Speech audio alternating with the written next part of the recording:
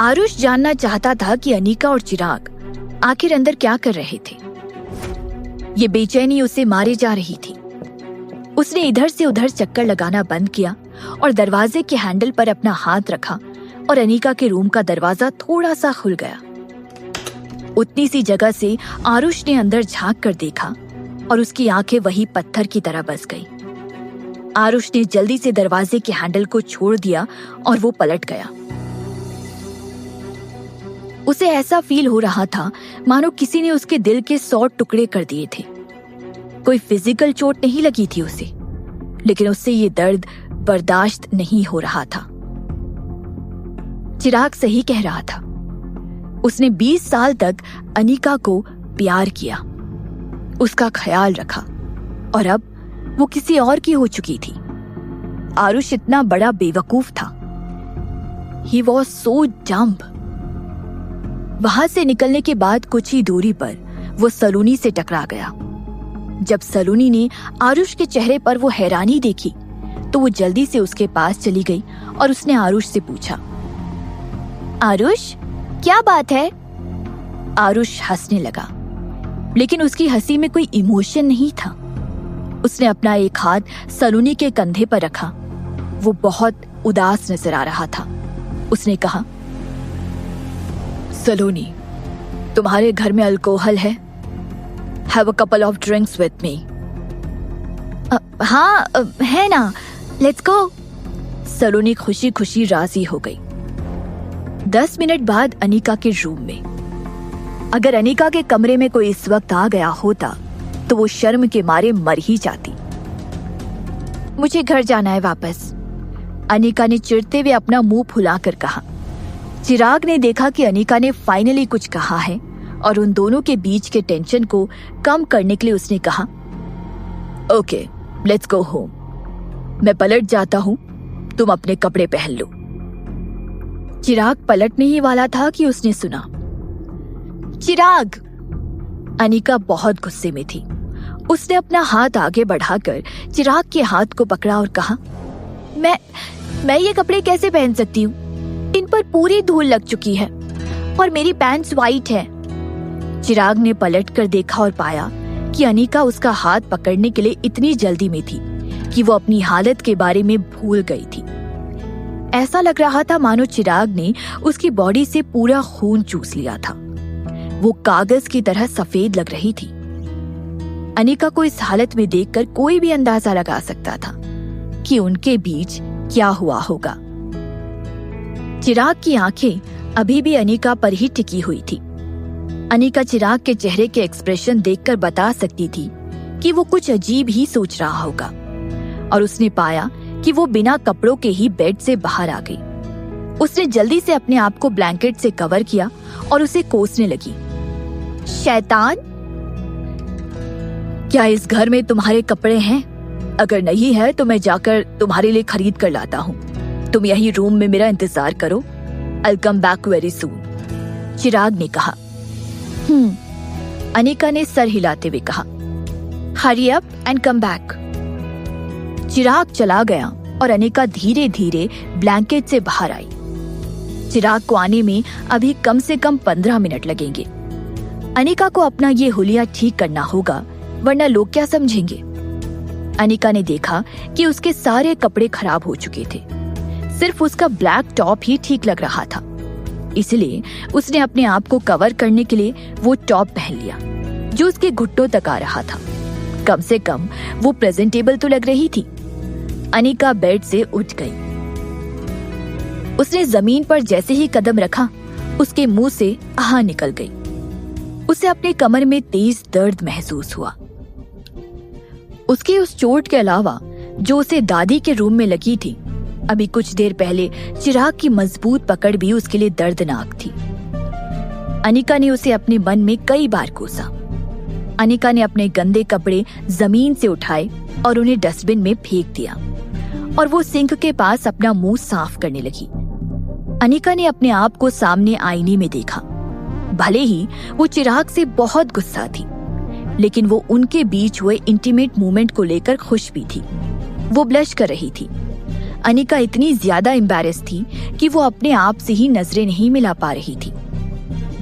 Knock knock. किसी ने दरवाजे पर खटखटाया।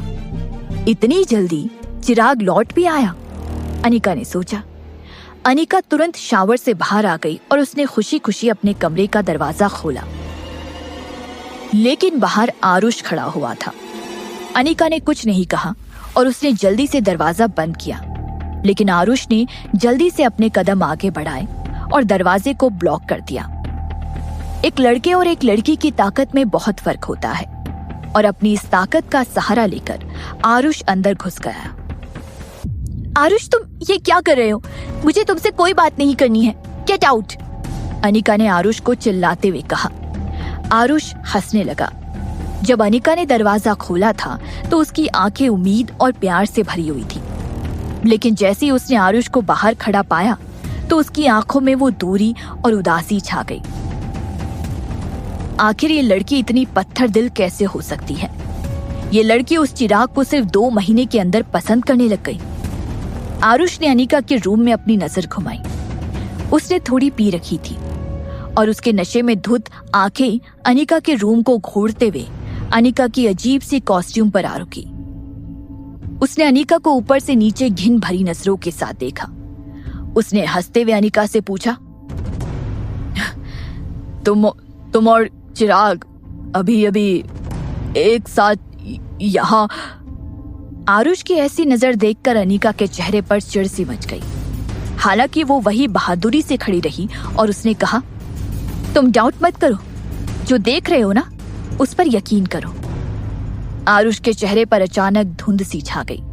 उसने चिढ़ते हुए अनिका से कहा, अनिका, आखिर तुम इतनी बाजारू कब से हो गई? अब जो कि तुम जानती हो कि चिराग इतना अमीर है तो तुम उसके बिस्तर तक जाने का इंतजार नहीं कर सकती थी? हाँ? अनिका को आज आरुष की बातों पर गुस्सा नहीं आ रहा था। वो हंसने लगी और उसने कहा, मिस्टर खुराना, आप थक नहीं जाते हो क्या? मेरा आखिर आपसे रिश्ता क्या है? आपको इससे क्या लेना देना कि मैं किसके बिस्तर पर जाती हूँ और किसके साथ नहीं? कहीं ऐसा तो नहीं कि दादी के रूम में मुझे बचाने के बाद आप अपने आप को बहुत महान समझ रहे हैं? अगर ऐसा है तो ठीक है, thank you so much. Thank you. तो आप प्लीज यहाँ से जाइए अब। उसी वक्त अनिका को अल्कोहल की हल्की सी खुशबू महसूस हुई। उसने अपनी नजरें आरुष पर टिकाई और उससे पूछा, यहाँ आने से पहले तुम पीकर आए हो? Just get out. मुझे एक पियक्कड़ से बात करने में कोई दिलचस्पी नहीं है। आरुष के सीने में लगी आग उफान पर थी। आखिर अनिका आरुष के उसे बचाने के उसके इरादों का कैसे मजाक बना सकती है? क्या अनिका भूल गई कि उसने उसके लिए आंसू भी बहाए थे? आखिर कब से वो आरुष के दिल का वो कांटा बन गई जो सिर्फ उसे दर्द पहुंचा रहा था? और फिर भी वो चिराग की बाहों में रो रही थी और उसके करीब जाने को तैयार थी। आखिर क्यों? आरुष ने अपने कदम आगे बढ़ाए और अनिका को अपनी बाहों में भर लिया। वो नशे में बड़बड़ाने लगा, अनिका, प्लीज मुझसे इस तरह बात मत करो। तुम दादी के रूम में मेरे लिए रोई भी थी ना? तुम अभी भी मुझसे प्यार करती हो? अनिका ने अपनी पूरी ताकत के साथ आरुष को धक्का दिया, लेकिन वो अपनी जगह से हिल तक नहीं पाई। उसने अपने दोनों हाथ नीचे कर लिए और हंसने लगी। आरुष, दादी के रूम में मेरे कमर पर चोट आई थी और वो इतनी जोर से लगी थी कि दर्द के मारे मेरी आंखों से आंसू निकल आए थे। आई एम सॉरी अगर तुम्हें उसे लेकर कोई गलतफहमी हुई हो तो, लेकिन मेरे रोने का तुमसे कोई लेना देना नहीं है। No, you are bullshitting me. Anika, I know you love me. I love you too. Let's be together. Aarush कहने लगा। आरुष, अनिका ने आरुष को बीच में काटते हुए कहा, तुम्हें पता है तुम्हें ऐसे इस तरह देखकर मुझे तुमसे कितनी घिन महसूस हो रही है। सलोनी ने तुम्हें बचाया था ना 3 साल पहले। तुमने उसके प्यार को अपनाया और मेरे कमरे के बगल में उसे लाकर उसके साथ वो सब चीजें की, और अब तुम मुझे अपनी बाहों में पकड़े हुए हो, मुझे जाने नहीं दे रहे हो। हर वक्त एक दूसरे लड़के के साथ मेरे कांटेक्ट पर नजर रखे हुए हो। एक्चुअली मुझे लगता है कि तुम्हारी दिमागी हालत खराब हो गई है। क्या तुम जानते हो कि तुम सच में किससे प्यार करते हो? क्या तुम्हें पता है कि आखिर जिंदगी का मतलब क्या होता है? मैं तुम्हें पिछले 20 साल से जानती हूँ। तुमने दादी के रूम में मुझे बचाया, इसलिए मुझे तुम्हारे आसपास रहने में वही पुराने वाले आरुष की फीलिंग आई। हमारा रिलेशनशिप खत्म हो चुका है आरुष, इसमें कोई दो राय नहीं है कि हमारे रिलेशनशिप के खत्म होने में तुम्हारा हाथ है। तुमने मुझे डिसअपॉइंट किया है। मैं अब चिराग से प्यार करती हूँ and I don't owe you anything. So please तुम अपनी इन ओछी हरकतों से मुझे परेशान करना बंद करो। मैं अनिका अब वो लड़की नहीं हूँ जिसे तुम जब चाहो जब मन करे अपने पास बुला लो। अनिका ने कहा। नहीं नहीं, आरुष ने अपना सर ना में हिलाया। वो अपना दर्द बयान नहीं कर सकता था। उसने बेचैन होते हुए कहा, you owe me, you will forever owe me. 3 साल पहले अगर तुमने उस पार्क में मुझे अकेला नहीं छोड़ा होता तो मुझे सलोनी के प्यार को एक्सेप्ट करने की कोई जरूरत नहीं पड़ती। क्या तुम नहीं जानती कि इन 3 सालों पर मुझ पर क्या बीती है? तुमसे दूर रहकर मैंने कैसे अपने आप को संभाला है, कैसे हर रात मैंने दर्द में गुजारी है।